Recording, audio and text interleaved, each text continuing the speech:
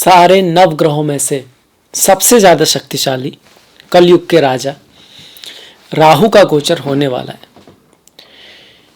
इनको मायावी ग्रह कहा जाता है, कुछ लोग इनको पापी ग्रह भी कहते हैं, पर ये भी सभी जानते हैं कि भैया जब राहु देते हैं तो छप्पर फाड़ के देते हैं। महीने का मतलब है कि अचानक से अगर किसी की कोई ज़िंदगी बदलने वाले ग्रह हैं जो आपको ज़मीन से आसमान तक ले जाएं और काफ़ी जल्दबाजी के साथ ले जाएं, वो राहु हैं।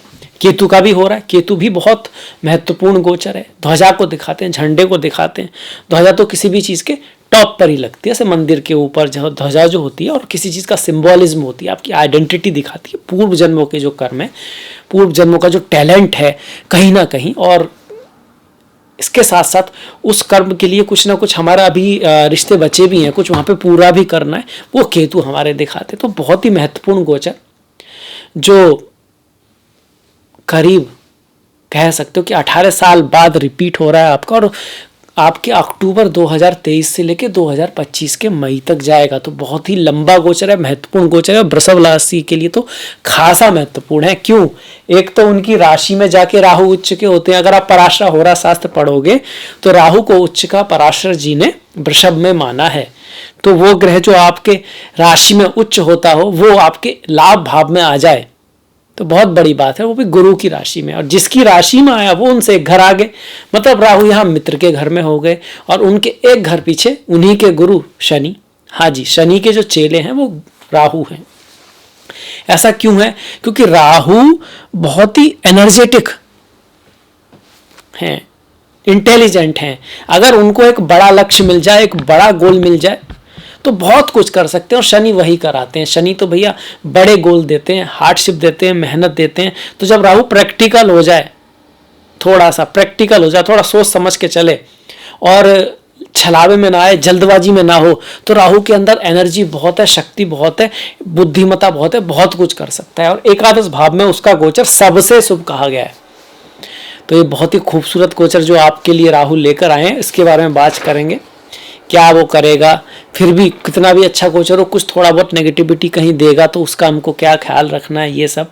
और बहुत ऐसी रेमेडीज़ जो ऑथेंटिक हैं, शास्त्रों से ले गई हैं, उसके बारे में भी बात करेंगे, जो आपके काम भी आए, काम भी करें, उन रेमेडीज़ के बारे में भी बात करेंगे। वैसे राहु को अगर आप जानते हो तो जैसे भगवान विष्णु के जो 9 अवतार हैं ना, उनको ग्रहों से जोड़ा गया। इससे पहला अवतार मत्स्य है, पहले ही अवतार को केतु से जोड़ दिया गया है। केतु पूर्व जन्म, शुरुआत ही वहां से होती है। केतु भी मत्स्य अवतार की अगर बात करोगे तो एक जनरेशन से दूसरी जनरेशन में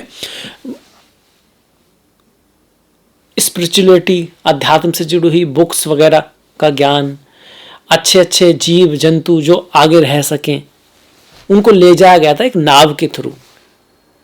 नाव जो थी, मनु को आकर उस मछली ने बताया था कि आप ना एक नाव बना लो बड़ी सी। ये मछली क्या हुआ था, मनु जो गए थे अपना सूर्य को जल दे रहे थे, पूजा दे रहे थे, तो उनके हाथ में आ गई थी देते वक्त। तो जब उन्होंने छोड़ने को कहा तो कहा कि मछली ने आवाज़ आई एक तरह से कि भाई मेरे को मत छोड़ो, इस तरह से। तो उनको घर ले आए और मछली ना एकदम से बड़ी होने लगी। पहले छोटी से इतनी इतनी इतनी, तो उन्हें पहले तालाब, फिर नदी, फिर कहते हैं समुंदर में भी बड़ी होने लगी। तो तब उस मछली ने कहा था कि मैं जा रही हूँ, कुछ दिन बाद आऊँगी, और तुम ना तब तक तैयारी कर लो, बहुत बड़ी बाढ़ आने वाली है, और ऐसी बड़ी नाव बनाओ जिसमें कि जो तुम्हें लगता है कि योग्य पुरुष हैं, स्त्रियां हैं, पशु पक्षी हैं, जो अगले जनरेशन में जीवित रहें, ज्ञान है वो लिया जाए और साथ में ले जाया जा सके। तो ये केतु भी आपकी कुंडली में पिछले जन्म की कुछ मोती, पिछले जन्म के कुछ ज्ञान, पिछले जन्म की कुछ ऐसी चीज़ें जो आपको कहीं ना कहीं इंपॉर्टेंट है वो लेके दिखाता है। और राहु वो दिखाता है जो इस जन्म में आपको प्राप्त करना है, इस जन्म में जो आपका लक्ष्य हो सकता है, इस जन्म में जो आपको सीखना है। तो राहु आपका पैशन है, ऑब्सेशन है। अब 11वें भाव में वही राहु आ रहे हैं। राहु को बराह अवतार से जोड़ा गया है। दोनों ही अवतारों में आप कहीं ना कहीं देखोगे कि एक तो जीव आ रहे हैं, जैसे मत्स्य अवतार एक जीव है, एक तरह का भाई मछली है, और बराह अवतार में जो बराह हैं वो हैं। तो दोनों ही ग्रह आपके कार्मिक हैं, स्पिरिचुअलिटी, आध्यात्म से जुड़े हैं। इसके साथ साथ जिसको हम जोड़ते हैं ना, राहु को मानते हैं टोटली भौतिकवादी, ऐसा नहीं है। राहु भी अगर सही तरह से हो तो आपको स्पिरिचुअलिटी, आध्यात्म की ऊंचाइयां भी देता है। तो एकादश भाव में जब राहु आएगा तो क्या करेगा? सबसे पहली बात तो बहुत सारा अंतर है आम राहु में और इस राहु में। अंतर इसलिए है कि एक तो मित्र की राशि में है, गुरु से सम है, और तात्कालिक मित्रता में है, एकादश भाव में है। तो अपने यहां से राहु जिस भाव से 3, 6, 10, 11 है उनके शुभ फल देगा ही देगा। तो लग्न के लिए अच्छा हो गया, है ना। यहां से गिनेंगे 1, 2, 3, 4, 5, 6, छठे भाव के लिए अच्छा हो गया, भाग्य के लिए अच्छा हो गया। यहाँ से 3 हो रहा है आपका इस वजह से। और इसके साथ साथ आपका अगर हम यहाँ से गिरेंगे तो राहु अष्टम आ गया आपका। राहु अष्टम आ गया तो उतना अच्छा नहीं होना चाहिए था, पर क्या हुआ, गुरु 1, 2, 3 यहाँ पर गुरु की दृष्टि आ गई तो ये भी भाव ठीक हो गया। यहाँ पे भी गुरु की दृष्टि आ रही है तो ये भी ठीक हो गया। इसके साथ साथ यहाँ पर 1, 2, 3 1, 2, 3, 4 पड़ रहा था तो कहीं ना कहीं राहु हल्का सा नेगेटिव देते तो उसको भी गुरु ने संभाल लिया। तो कुछ ऐसे घर जो थोड़े से नेगेटिव हो सकते थे राहु की वजह से, उनको भी गुरु ने यहाँ पे संभाल लिया। एक तो ये भाव थोड़ा सा बचा और ये भाव थोड़ा सा बचा, बाकी के सारे भावों के लिए कहीं ना कहीं थोड़ा सा पॉजिटिविटी इस राहु गुरु के संयोग से हो गई है। तो बहुत बड़ी बात हो गई। नॉर्मली क्या होता है, एक दूसरे जो ग्रह हैं उनको इतना सपोर्ट नहीं कर पाते एक दूसरे को, पर अब कर पा रहे हैं, ये बड़ी बात हो रही है। तो क्या करेगा अभी राहु? आपकी ओवरऑल प्रतिष्ठा बढ़ाएगा, आपकी ओवरऑल समृद्धि बढ़ाएगा। मेहनत तो आपको करनी पड़ेगी क्योंकि कर्म के भाव में शनि बैठे हैं, पर हाँ कहीं ना कहीं कुछ सडन लाभ आपको होंगे। आपका फ्रेंड सर्किल बढ़ेगा, आपकी सोशल नेटवर्किंग बढ़ेगी, और जितना आप सोशल होंगे, जितना आप बाहर निकलेंगे, जितना आप नेटवर्किंग बढ़ेगी आपकी, उतना आपके लिए अच्छा रहेगा। थोड़ा सा संतान के प्रति कुछ निराशा रह सकती है। अगर माताएं बहनें प्रेग्नेंट है तो आपको थोड़ा सा ख्याल रखना है। पढ़ाई लिखाई में भी आपको एफर्ट हार्डवर्क थोड़ा ज़्यादा करना पड़ेगा, और शायद उतनी कह सकते हैं कि उतनी उम्मीद है जितनी आपने अपनी संतान से लगाई है, शायद या अपने फॉलोअर्स से लगाई है, अपने शिष्यों से लगाई हैं अगर, तो वो हो सकता है उस पर खरे ना उतरे। बस इस एक बात को छोड़ दें। दूसरा, स्पाउस के साथ थोड़ा रिश्ते बना के रखें। रिश्ते बड़े महत्वपूर्ण होते हैं। रहीमन धागा प्रेम का, मत तोड़े चटकाए, जोड़े ते फिर ना जुड़े, जुड़े गांठ पड़ जाए। क्योंकि यहाँ पर राहु की 9वीं दृष्टि और शनि की 10वीं दृष्टि भी आ रही है। तो मैरिज में, शादी विवाह में थोड़ा रिश्तों को हल्का सा बना के रखें। बाकी धन के मामले में राहु अच्छा कर रहे हैं, बढ़िया कर रहे हैं, क्योंकि यहाँ से अगर हम गिनते हैं तो 7, 8, 9, 10 10वीं भाव बन रहा। मतलब एफर्ट हार्डवर्क आपको करना पड़ेगा, पर धन आपको राहु यहाँ पर देंगे, लाभ भी देंगे, थोड़ी बहुत बचत भी करा देंगे। ये ऐसा राहु बोल रहे हैं। गोचर में आपकी जन्म कुंडली ऑफकोर्स रोल अदा करेगी, ध्यान रखिएगा। आप प्रारब्ध में क्या लिखा कर लाए हो, आपकी जन्म पत्री में कौन सी दशा महादशा है, पर गोचर ये पॉजिटिव ही है। एक बात का ध्यान रखना है, क्योंकि मीन राशि में है। मीन राशि राहु की बहुत बेस्ट राशि नहीं है। राहु की बेस्ट राशि आप कहीं अगर आप शास्त्र उठा के पढ़ोगे तो बेस्ट राशि में उनकी आता है मिथुन, कन्या, बुध की राशियां, क्योंकि बुध लॉजिकल है, बुध प्लान बनाता है, माइंड के हिसाब से चलता है। गुरु तो थोड़ा से आप कहते हो ज्ञान की राशि है, यहाँ पर केतु ज्यादा अच्छा करते हैं। गुरु तो आपके इंट्यूशन की राशि है, तो यहाँ पे केतु ज्यादा अच्छे हैं बजाय राहु के। पर बस इस स्थिति में थोड़े बेटर इस वजह से हो गए क्योंकि गुरु यहाँ पर मित्रता में है। तो आपको थोड़ा सा फोकस बना के रखना है, एडिक्शन से बचना है, किसी भी तरह के नशे में नहीं पड़ना है, और चीज़ों को छोड़ना नहीं है।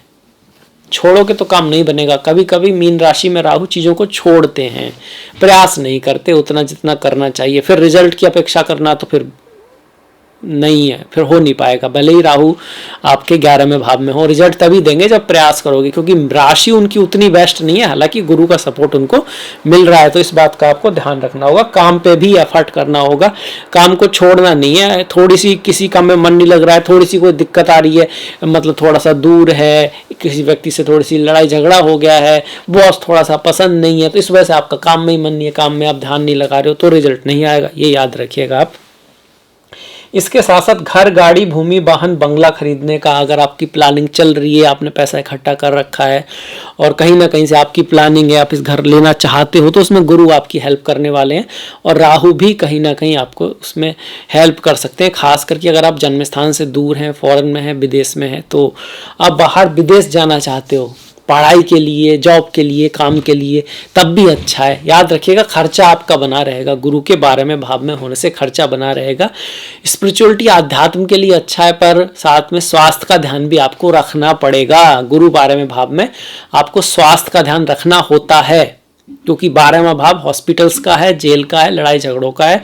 तो गुरु वहां पर वैसे तो ये कह रहे हैं कि अगर आप अच्छी तरह अगर पैसे का दान करोगे, शुभ चीजों में दान करोगे, स्पिरिचुअलिटी अध्यात्म में ध्यान दोगे तो अच्छा है, पर फिर भी 12वां भाव है तो गुरु यहाँ बैठे हुए हैं। और गुरु क्या है, आपका ज्ञान है, बुद्धि है, और तो आपकी जो बुद्धि है ना कहीं ना कहीं स्पिरिचुअलिटी अध्यात्म की तरफ बढ़ सकती है। पर हॉस्पिटल के भाव में गुरु का जाना जीव कारक है गुरु, और जीव अगर 12वें भाव में जाए तो लड़ाई झगड़े, हॉस्पिटलिटी, स्वास्थ्य आदि का ध्यान हमको रखते रहना चाहिए।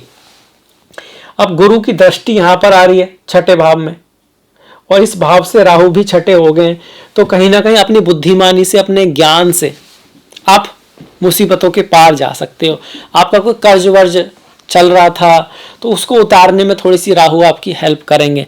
लड़ाई झगड़े में भी राहु आपकी थोड़ा हेल्प करेंगे, क्योंकि 6ठे से 6ठे में जा रहे हैं, तो आपके शत्रुओं को, लड़ाई झगड़ों को कहीं ना कहीं राहु उसको शमन करेंगे, उसको दबाएंगे। 6ठे से 6ठा जो होता है 11वां भाव होता है। कुंडली में पंचम से पंचम जब वो भाव होता है तो पंचम की तरह ही कहीं ना कहीं फल देता है। नवम से नवम वो नवम की तरह फल देता है। ऐसे 6ठे से 6ठा भी कहीं ना कहीं रोग ऋण शत्रु से ऐसा सा फल देता है, और वहां अगर राहु आए तो बहुत बढ़िया ही माना जाएगा। अष्टम भाव के लिए भी कहीं आप कहोगे कि गुरु की वजह से अष्टम भाव पे गुरु की दृष्टि आ रही है और अपने ही भाव पे दृष्टि आ रही है, तो आपके लिए स्पिरिचुअलिटी अध्यात्म के साथ साथ इनहेरिटेंस आदि के योग में भी राहु हेल्पफुल हो रहे हैं यहाँ पे गुरु की वजह से। तो ये इतनी सारी चीजें आपको और गुरु देने वाले हैं और दे के रहेंगे। राहु से मेरा मतलब है, और गुरु उसको हेल्प कर रहे हैं। साथ में शनि पीछे हैं। अब ये शनि क्या कह रहे हैं, शनि कह रहे हैं देखिए लंबी प्लानिंग बनाओ, मेहनत करो, धोखे में मत आओ। राहु कराता क्या है, राहु यही कराता है कहीं से कुछ ऐसी स्कीम। राहु गलती कैसे करता है, उसकी कोई बड़ी प्लानिंग नहीं होती। कोई आगे आपके सामने कहता है कि देखिए आपके पास अगर 2 लाख हैं और मैं कल 2-3 महीने में ही आपके 2 से 4 करा दूंगा, और मतलब मैंने तो 10 के कराए तो आपको भी करा दूंगा। तो आप क्या करोगे, इस लालच में वो पूरी चेकिंग करोगे नहीं। वो 10 जो कराए हैं ऐसा तो नहीं इसी के कहे में कोई कह रहा हाँ मेरे भी कराए, उन सबकी ही प्लानिंग हो। तो जल्दबाजी में राहु निर्णय ले लेता है, लालच में निर्णय ले लेता है, और या फिर कोई ऐसी चीज का भैया अब तो कुछ भी हो जाए, मतलब चाहे गर्दन कट जाए पर ये तो करना ही है। तो ये राहु की निशानी है। उनकी भी गर्दन कट गई थी ना अमृत के चक्कर में, भले ही अमृत पी लिया, गर्दन तो कट गई। स्वर भानु तो नहीं रहा, राहु केतु बन गए। सर तो अलग हो गया, धड़ अलग हो गया। अब धड़ नहीं मतलब आपका बेस ही कोई नहीं है, आप जो करने जा रहे हो उसका कोई विशेष आधार नहीं है आपके पास। तो राहु नेगेटिव है, चल रहे हैं आपको। तभी बोलते हैं राहु पे गुरु की दृष्टि आ जाए, शनि का साथ मिल जाए, मतलब थोड़ा ज्ञान से आदमी काम ले, बुद्धिमत्ता का प्रयोग करे, तो राहु फिर आपको ग्रोथ खूब देते हैं। फॉरेन देशों से, फॉरेन कल्चर से, विदेशियों से, इंस्ट्रूमेंट, टेक्नोलॉजी, न्यू टेक्नोलॉजी से आपको राहु यहाँ पे बहुत लाभ दे सकते हैं 11वें भाव में। अब रेमेडी के ऊपर आ जाते हैं। मत्स्य अवतार को केतु से जोड़ते हैं, बराह अवतार को राहु से जोड़ते हैं। तो सीधी सी बात है, मत्स्य अवतार की कथा सुनना, फास्ट करना। केतु के लिए बोल रहा हूँ, मत्स्य अवतार मतलब केतु के लिए। कब, चैत्र माह की शुक्ला तृतीया को अगर आप फास्ट करते हैं तो बहुत बढ़िया है। वैसे शुक्ल पक्ष की तृतीया पर अगर आप फास्ट करते हैं तो राहु केतु के लिए अच्छा रहता है। और भाद्रपद की जो शुक्ला तृतीया है वो राहु के लिए बहुत बड़ी, क्योंकि बराह अवतार का जन्मदिन है। और चैत्र माह की शुक्ला तृतीया जो है वो मत्स्य अवतार का जन्मदिन माना जाता है। कुछ मंदिर हैं हमारे, जैसे श्री बराह स्वामी जो मंदिर है, बराह अवतार का मंदिर है ये, इसमें आप जा सकते हैं तो बहुत ही बढ़िया बात है। इसी तरह से वेद नारायण स्वामी जो मंदिर है, मत्स्य नारायण जो स्वामी है, वो केतु के अवतार से जोड़ा गया, जो केतु के लिए बहुत अच्छा है। राहु की इतनी सारे बात करी तो केतु क्या करेगा, वही स्पिरिचुअलिटी अध्यात्म के लिए तो अच्छा है, मंत्रों के लिए अच्छा है।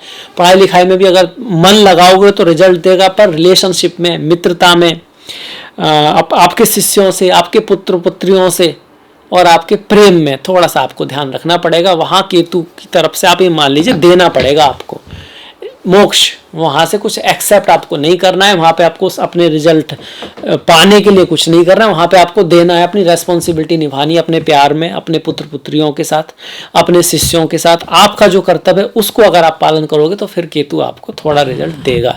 उस भाव से मोक्ष हो जाओ, उस भाव से कुछ लेने की इस बारे में मत सोचो। वहाँ पर जीवन मुक्ति, यहाँ से कुछ मिलना नहीं है, बस यहाँ मेरा कर्तव्य देने का ही तो ठीक है। स्टॉक मार्केट आदि के मामले में थोड़ा इसमें अब ये जो राहु का गोचर है बहुत बेस्ट नहीं है। जहाँ पर रिस्क होता है ना वहाँ के लिए इस तरह का, तो चीज़ों को कैलकुलेटेड तरह से आप चलोगे तो राहु केतु आपको बढ़िया रिजल्ट देने वाले हैं। अब गुरु का जो सपोर्ट है वो राहु को विदेश ले जाने के लिए आपको बहुत हेल्प करने वाला। अगर कहीं फॉरेन कंट्री वगैरह आप जाने वाले हो तो ये राहु का गोचर आपको ले जा सकता है, बहुत चांसेस हैं। तो ये हो गया जो वृषभ वाले हैं उनके लिए राहु का गोचर। आप ये समझ के चलिए कि सबसे बेस्ट जो गोचर आ रहा है वो वृषभ के लिए आ रहा है राहु का। आपके लिए शनि 10वें भाव में बहुत ज्यादा पॉजिटिव नहीं चल रहे, गुरु भी 12वें भाव में बहुत ज्यादा पॉजिटिव नहीं चल रहे, पर एक गोचर आपका पॉजिटिव हो गया है, वो राहु का है। तो राहु की कुंडली में स्थिति अगर मजबूत हुई तो आपको असर जरूर देखने को मिलेगा, पर कुंडली में स्थिति मजबूत होनी चाहिए। जल्दबाजी में मत रहिएगा कि अब जैसे अक्टूबर को आएंगे, 30 अक्टूबर शाम को 4:37, सोचो यार आ गया, हो नहीं रहा। समय लगता है, लंबा गोचर है, समय लगता है, 1-2 महीने भी लग सकते हैं बस, क्योंकि अक्टूबर में आपके ग्रहण वगैरह भी पड़ रहे हैं, तो हो सकता है थोड़ा समय लगे, अगली साल तक चला जाए, पर धीरे धीरे आपकी चीज़ें बेटरमेंट की तरफ जाएंगी जरूर। तो इसी के साथ मैं ये वीडियो समाप्त करता हूँ। आई होप आपको पसंद आएगा, तो शेयर कर सकते हैं, आपके कोई जानने वाले हैं, फ्रेंड्स हैं, जो भी हैं। आप पहली बार आ रहे हैं तो लाइक सब्सक्राइब अच्छा लगा तो लाइक करें, सब्सक्राइब भी कर सकते हैं, घंटी वाला बटन दबा दें ताकि आपको इस तरह के वीडियो का नोटिफिकेशन मिल सके। अगले वीडियो तक आप अपना ख्याल रखें, अपनों का ख्याल रखें, सभी का ख्याल रखें, कुछ अच्छा बढ़िया देखते रहें, सुनते रहें, करते रहें। आपसे मुलाकात होगी नेक्स्ट वीडियो में, तब तक के लिए नमस्कार, धन्यवाद।